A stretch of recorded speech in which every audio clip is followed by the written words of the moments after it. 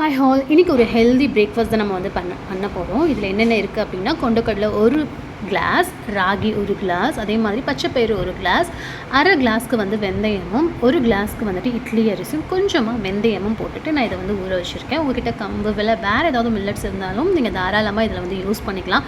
இது வந்து நைட் ஊற வச்சு மார்னிங் வந்துட்டு நான் ரெடி பண்ண போகிறேன். நல்ல ஒரு தோசை பண்ணலாம் அப்படின்னு சொல்லிட்டு, ஓகே, நல்ல ப்ரோட்டீனாக நீங்கள் எடுத்துக்கணும் அப்படின்னு நினச்சிங்கன்னா இந்த மாதிரி நீங்கள் யூஸ் பண்ணலாம். இதை நம்ம மிக்ஸி ஜார்லேயே கொஞ்சம் கொஞ்சமாக வந்துட்டு விட்டு அரைச்சி உப்பு போட்டுக்கலாம். நான் இதில் உப்பு போட்டுட்டு இமீடியட்டாக தோசை சுட போகிறேன். கூடவே வந்து பார்த்திங்கன்னா முருங்கைக்கீரையும் அண்டு சாப் பண்ண ஆனியனும் வந்து போட்டிருக்கேன். வேறு ஏதாவது நீங்கள் வெஜிடபிள்ஸ் போடணும் அப்படின்னாலும் போடலாம். ஸோ சின்ன சின்ன தோசையாக நீங்கள் வந்து எடுத்துக்கோங்க. இதில் வந்து நெய் இல்லை பட்டர் போடலாம். ஆயில் இருந்ததுனாலும் நீங்கள் தாராளமாக போடலாம். நல்லா சூடாக சட்னியோடு சாப்பிட்றதுக்கு ரொம்ப நல்லா ஹெல்த்தியாக இருக்கும். லஞ்ச் பாக்ஸ்க்கும் ப்ரிப்பேர் பண்ணி கொடுங்க. எப்படி இருக்குது அப்படிங்கிறத கமெண்ட் பாக்ஸில் சொல்லுங்கள். நெக்ஸ்ட் வீடியோவில் பார்க்கலாம்.